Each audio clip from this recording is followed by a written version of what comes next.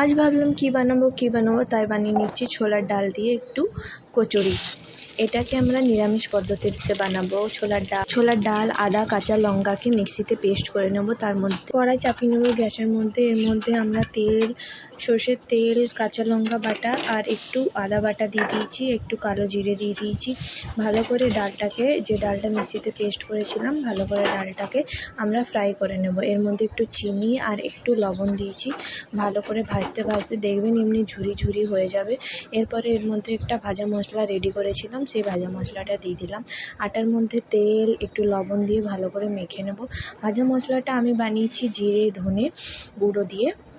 এবার আটাটার মধ্যে এমনি পটলি করে পরে এই মশলাটা পুর ভরে দিয়ে দেবো। অনেকগুলো রেডি করে নেব বেলে।